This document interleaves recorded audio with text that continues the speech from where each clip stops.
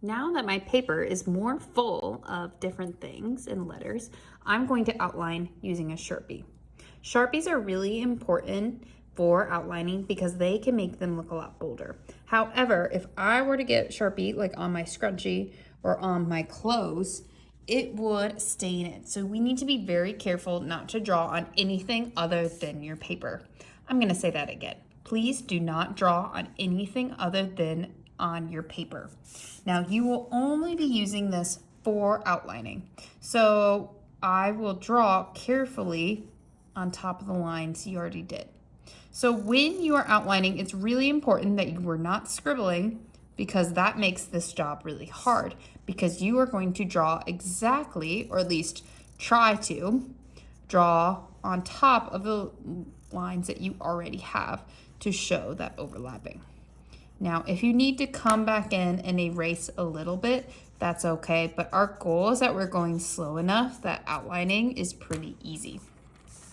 So what you'll do is you'll outline on top of everything. Now, when I get close to the edge of the paper, I want you to kind of slow down. So what Ms. Hubner does is you can even kind of pick it up a little bit. Maybe I'll pick it up with one finger. And I'm gonna make sure to not draw on the table because it makes it really hard to get off. And we want to not draw on the table with Sharpie because that would make our custodian sad because it would be really hard for them to clean off our table. So we're gonna be kind and respectful and be really careful not to get it on the table because that would be the kind thing to do. So do not get Sharpie on your clothes, on your hands, or table. If you do get Sharpie on your hands, that's okay. You can wash it off later, but not in art class, unless you get special permission from Ms. Hubner.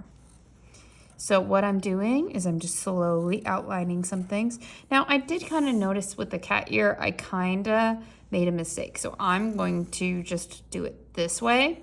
And that line that I don't want, what I'm going to do is I'm going to set my Sharpie down. But before I set it down, I'm going to put the cap back on it so it's not messy. That's good.